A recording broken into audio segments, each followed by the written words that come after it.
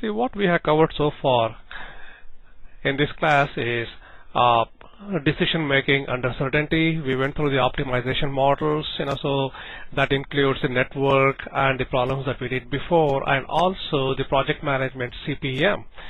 And within the same project management, we did cover PERT that falls under uncertainty because the activity times have a distribution for the time. We don't know exactly what time it would be next time when we do that activity, but it's going to come from that distribution. So that's that uncertainty part there. Now, in this chapter, we will cover the decision making under risk. So that is my earlier video that I had left was on decision making under risk. And we did talk about the base rule, and we did talk about how to create decision trees and how to analyze the decision trees, expected value of perfect information, and together comes within the same area is once we know by acquiring more information we can improve upon our expected value, then it places the how much are we willing to pay for that information, that perfect information. But in reality, we would never have an access to the perfect information. What we could do is we can conduct a survey, a sample survey, and so hopefully that survey would improvise our outcome. And that difference, the expected value that we would get with the help of the survey and without the help of the survey establishes how much we should be willing to pay for this survey. Okay, and that is the expected value of sample information or survey information. Then if you take that amount of increase, let us say without the sample or without perfect information, our expected payoff is 10, and with perfect information it is 20. Okay, now if we were to go and engage a survey company to get us more details because we don't have access to perfect information, if we can improve that expected value to 16, then what we have is the expected value of sample information is the difference between 16 and 10, which is 6. The sample efficiency would be we were able to increase from 10 to 16, but the ultimate is 20. That is an increase of 10. 6 out of 10, that is the efficiency is 60%. That's the sample efficiency. Now, in the problem that I would be doing next, we will be talking about the uncertainty. What uncertainty means is we know the outcome, state of outcome. The economy, for example, could worsen, could remain as what it is, or it could improvise. But it's going to be one of the three. So we know the states, but we exactly don't know which state is going to prevail next time. Now, in this kind of circumstances, there are various tools that one can use. Maximax, that's a best of best, that's an optimistic approach. Maximin, best of worst, that's a pessimistic approach. Maximum likelihood, these are the three techniques that is dealt in the current book that you are using.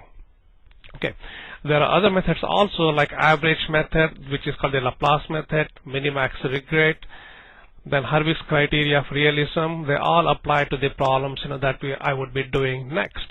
Okay, and then the other chapters that we would be covering in the rest of the semester is simulation and queuing theory. Okay.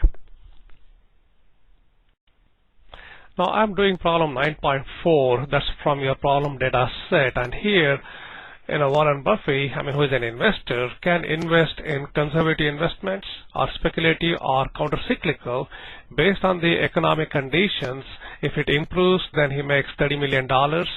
With conservative, investment, with speculative it is 40 million. Counter-cyclical it is a loss of $10 million. And similar payoff with respect to stable economy and also worsening economy.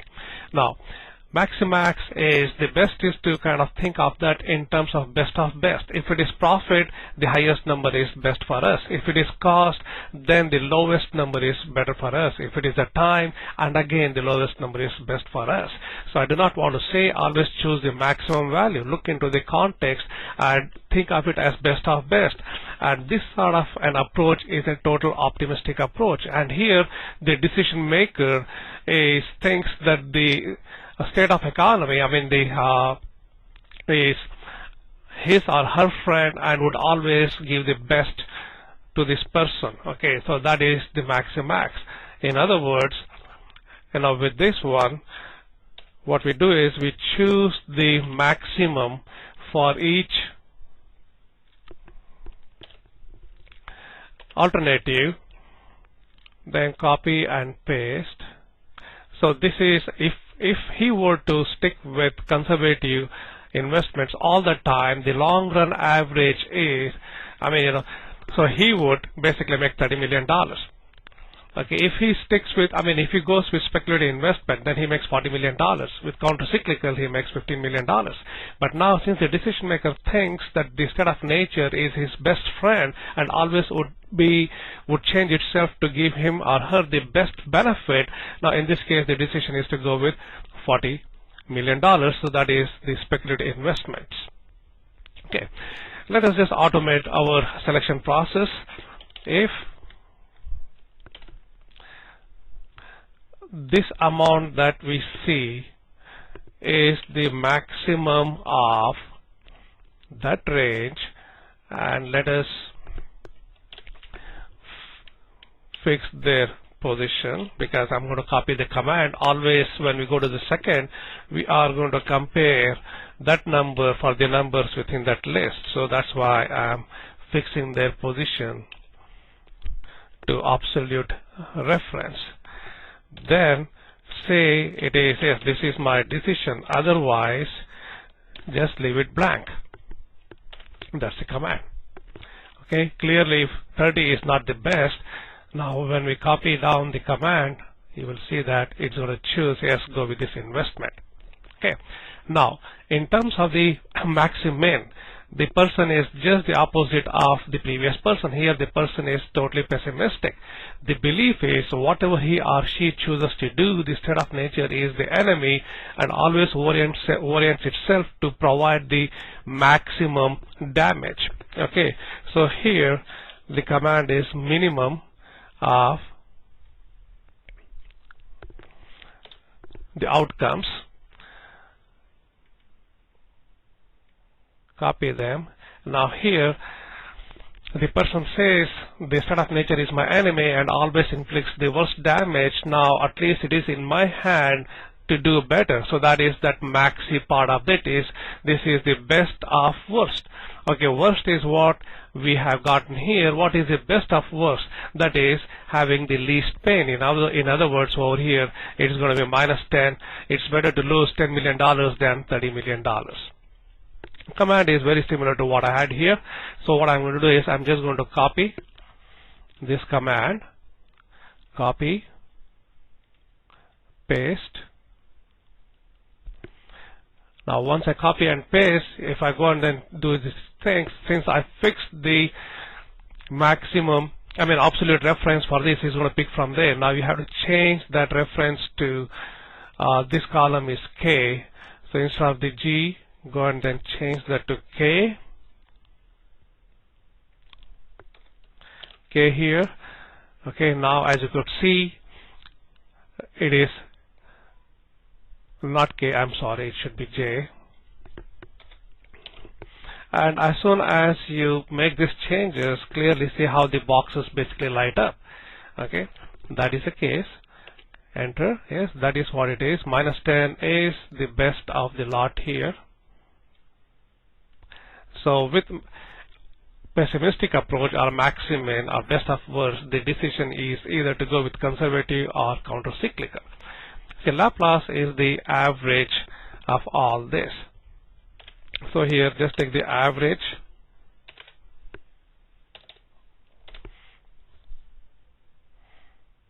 of the payoffs.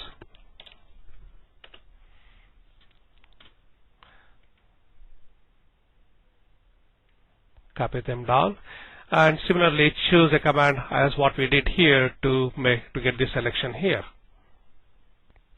Now when you copy the command and change the reference to this and do that, as you see here, with the average method, the decision is to go with the conservative estimate. Now what is the maximum likelihood? Under the maximum likelihood, what we do is we first take a look at the probability, which state of nature is most likely to occur. Now when you compare 0.1, 0.5 and 0.4, So this is the highest probability. So this state of nature is more likely to occur than the other.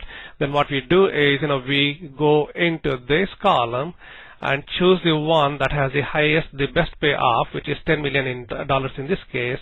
So now with the maximum likelihood, the decision is to go with the speculative investments. In other words,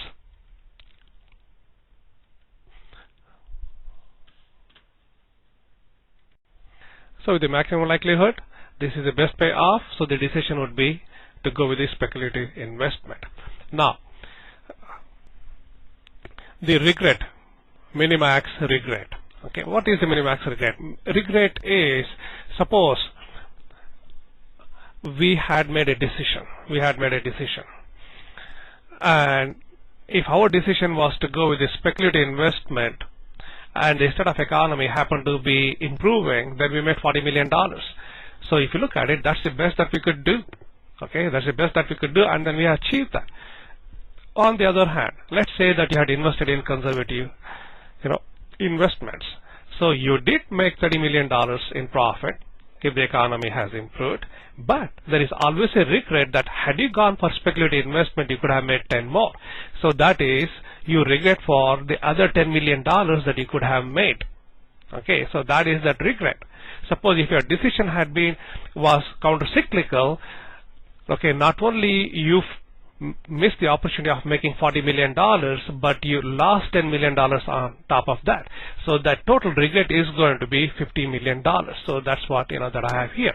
The best basically is to kind of automate this process, and I'll show you what command that I have chosen here.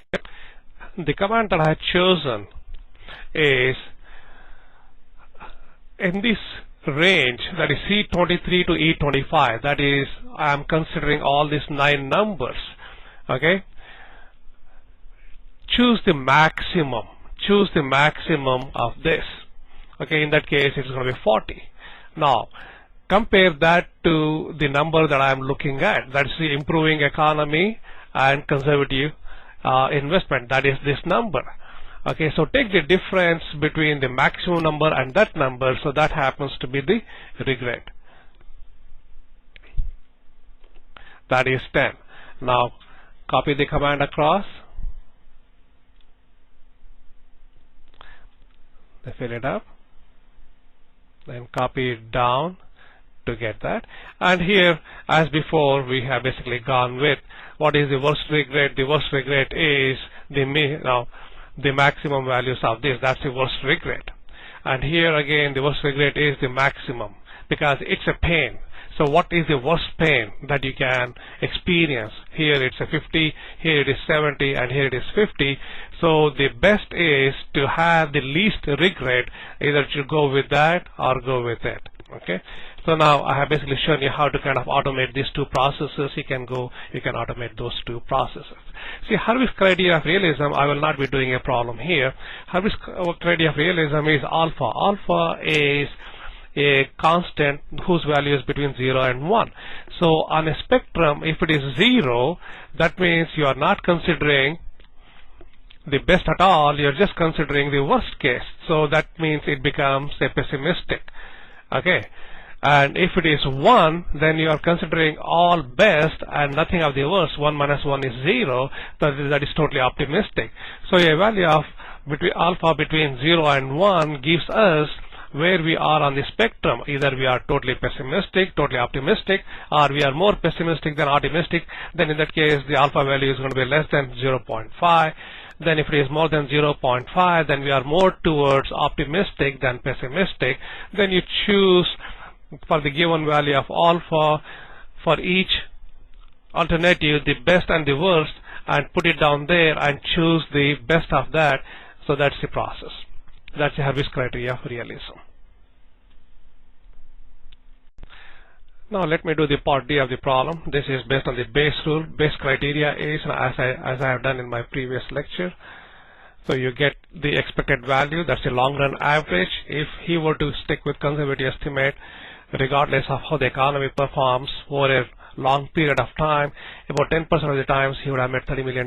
About half of the times he would have made only $5 million. About 40% of the times he would have lost $10 million. So the long run average is the sum product of the weighted averages of those, which is the sum product, that is this probability times expected payoff. Now for the speculative and counter-cyclical, again the probabilities are constant, so that's why I have them preceded with dollar signs to make the reference absolute. Once you do that, then copy.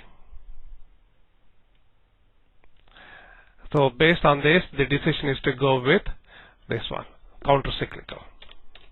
So go with counter-cyclical.